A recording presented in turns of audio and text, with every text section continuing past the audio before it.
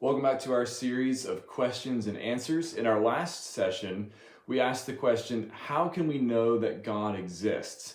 And we looked at what the scripture says about how God has revealed himself in creation, particularly in Psalm 19 and in Romans chapter 1.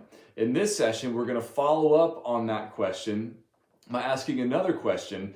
Are there good arguments for the existence of God?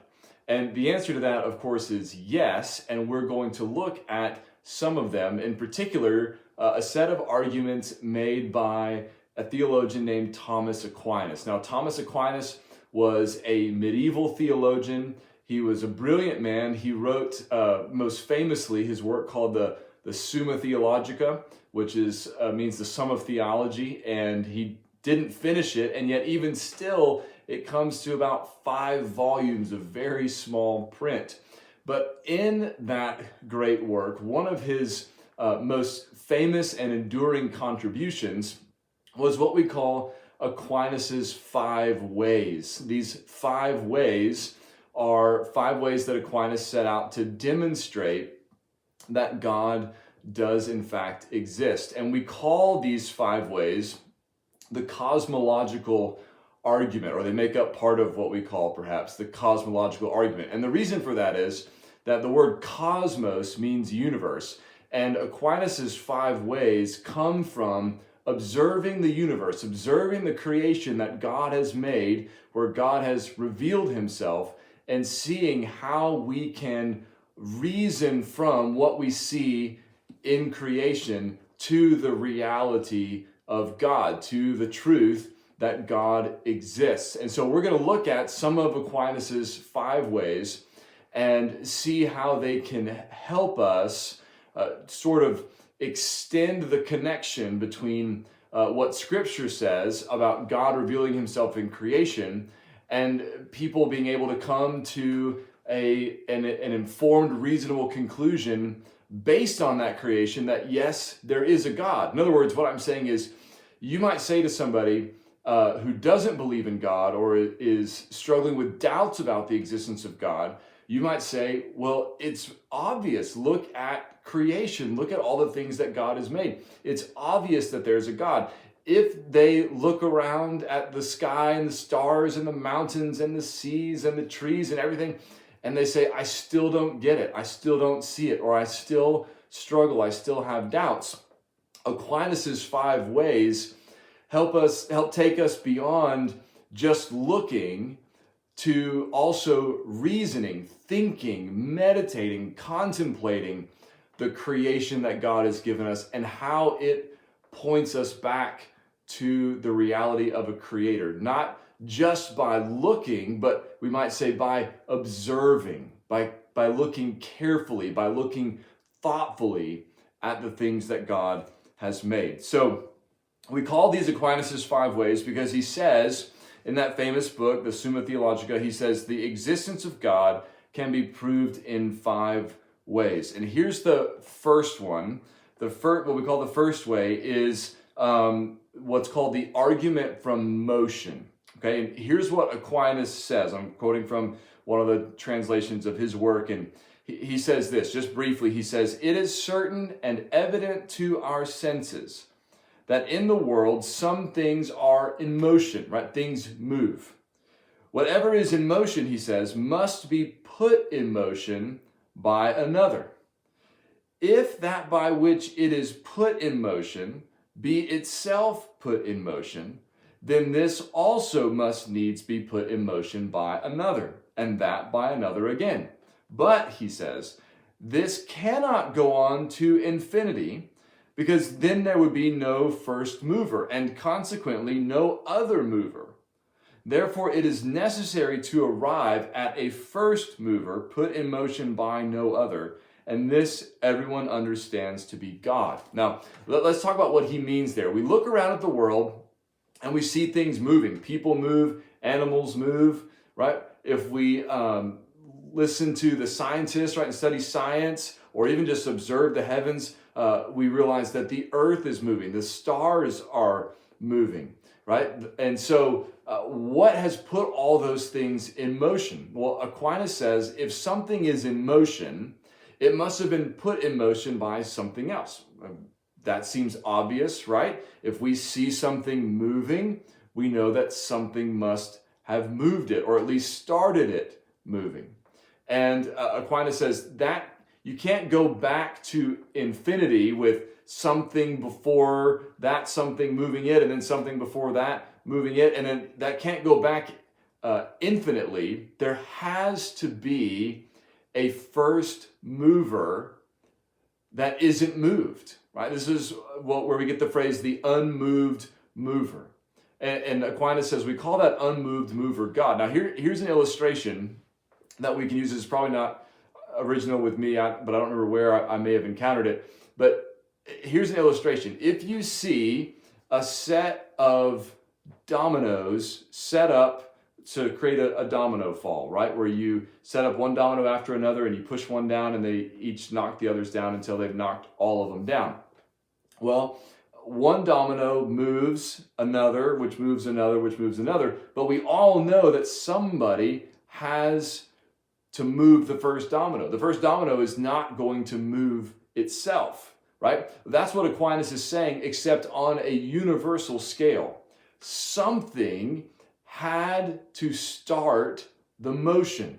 Something had to move what is now moving, right? And that thing can't itself have been put in motion by something else, because then that something else would have to be a mover as well, right? And so you need an unmoved mover. You need one being, one reality, one thing that set everything in motion. And Aquinas says that's who we're talking about when we talk about God, or that's what when we talk about some being putting things in motion, that's what we call God.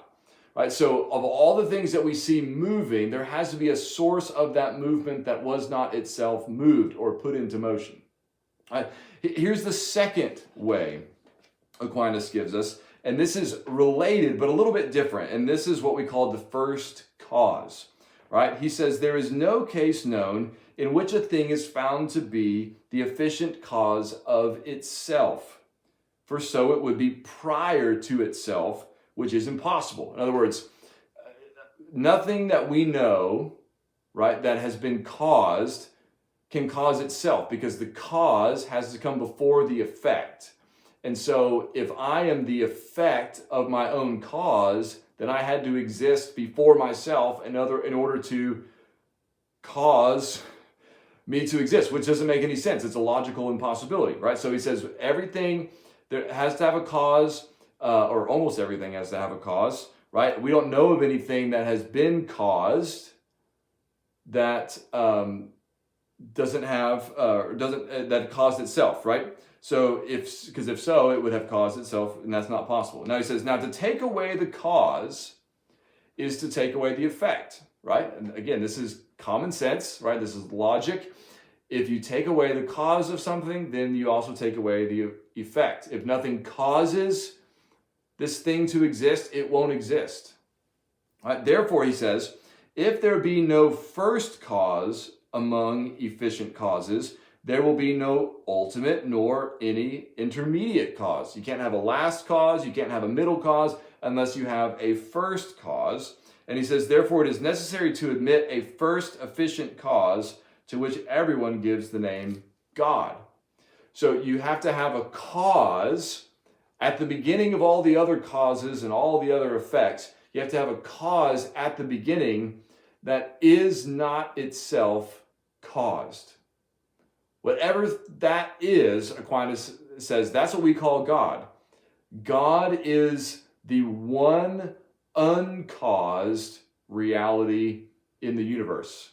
In Christian theology, we would say God is self-existent, right? He's not dependent upon anything else or anyone else to exist. Nobody caused him to exist. He just does exist. And so Aquinas is saying behind everything else that has to be caused to exist, right? all the rest of us, our existence is dependent upon someone or something causing us to exist. And so at the back of all of that, right, preceding all of that, there must be a cause that was not itself caused by anything else. And he says that's what we call God. If there wasn't such a thing, then there wouldn't be anything else, right? And that leads us to his third way, where he talks about God being the one necessary being, right? Here's what he says. He says, if everything is possible not to be, then at one time there could have been nothing in existence, right? So in other words, he's saying, if it's possible for me not to exist, if it's possible for you not to exist, if it's possible for everything that exists not to exist, then at some point, nothing would exist.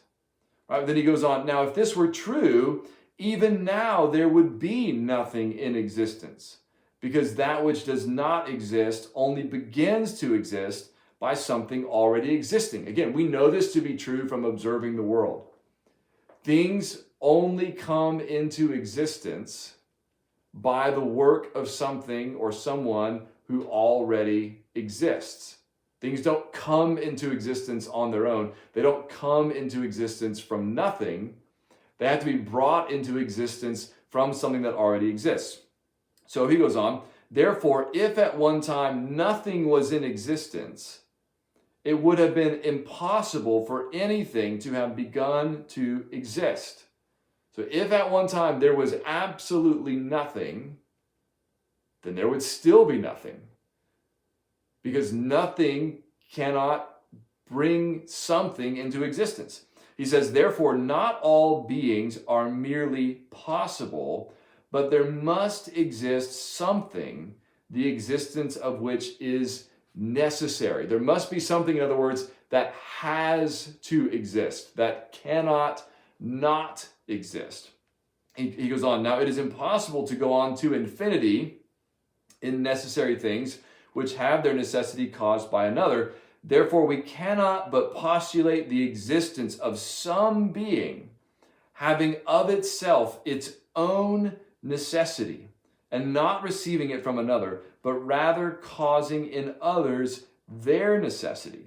This all men speak of as God. So this is the one ultimate necessary being, the one thing that has always existed. That is the reason why anything exists at all. Because again, existence cannot come from non-existence. Non-existence cannot give birth, so to speak, to existence. It's not possible. It doesn't happen. So there has to be something that did not begin to exist, that has always existed, that has always existed of necessity by itself, that then brought something into existence, which is why there is something that exists today. Now, I'll skip to the fifth one. The fourth one I think is the most difficult, but it's worth looking at. You want to look into it on your own. But I'll skip to the fifth one, where he talks about the intelligence behind the action in the universe. Here's what he says. He says, we see that things which lack intelligence, such as natural bodies, think of like stars and planets and so forth. We see that things which lack intelligence, such as natural bodies, act for an end. And this is evident from their acting always or nearly always in the same way, so as to obtain the best result. Hence it is plain that not fortuitously, not by chance, but designedly do they achieve their end. Now, whatever lacks intelligence cannot move towards an end, unless it be directed by some being endowed with knowledge and intelligence, as the arrow is shot to its mark by the archer. Therefore, some intelligent being exists by whom all natural things are directed to their end, and this being we call God. In other words, you look at objects that don't have their own intelligence, right? Like a planet or a star. And we see that they are moving consistently toward an end, toward a goal, toward a purpose. There's a reason why they move the way they do. There's a reason why they do what they do. And yet the thing itself has no reasoning ability. It has no intelligence. It cannot have decided what it must do, right? Or what it's going to do. And so there has to be some intelligence, some rational being that has put that thing or caused that thing to act toward the end that it is acting, to act consistently like it does. Just to use the example he uses, if you walk up to a target that has an arrow in it at the bullseye, you know that arrow wasn't just tossed up in the air randomly and happened to land in the bullseye. You know someone shot it, deliberately aimed it, sent it to that particular mark. This is similar to the arguments about the fine-tuning of the universe, right? That our universe has been designed in such a way that our planet is perfectly set in its distance from the sun and so on to sustain life, right? Why is it that everything has been set just right so that we can live here, so our planet doesn't freeze or burn up or whatever? Well, someone intelligent, someone rational must have put that in place that way, because the earth couldn't do it by itself. The universe, the solar system couldn't do it by itself. There must be some intelligence behind those objects, behind those natural bodies, to use his word, right, that has caused them to act in a way that appears intelligent, right? Where they act toward an end. And he says, whatever that being is, that we call God. Now, it's important to note that Aquinas is not, with these arguments, trying to prove the existence of the Christian God in particular. In other words, he's not making arguments about the Trinity. He's not making arguments about God's character and nature, that he's gracious and merciful and kind and whatnot. He's simply making arguments at this point for the fact that God exists, that there is a supreme being, so to speak, that there is a being different than all other beings, who is the reason why everything else exists, is the reason why the universe acts and works the way that it does, and so on. Now, these arguments may not be the most persuasive for you or for the person that you're talking to. If that's the case, that's okay. These are not the only arguments that exist for the existence of God. In fact, there's a scholar named Peter Kreeft, Kreeft, who has a little book on Aquinas' Summa called A Shorter Summa. And in there, he lists 24 different arguments for the existence of God. So let me just say that if you or someone you are trying to talk with or encourage or minister to is struggling with doubts about the existence of God and you want help, go out and find some of these arguments, right? If these that I've given you in this video don't help or don't quite give you all that you're looking for, there are other good, helpful, persuasive arguments out there. Go look at Anselm's ontological argument, right? Go look at, again, there are numerous arguments, dozens, as Peter Kreeft says, dozens of arguments for the existence of God.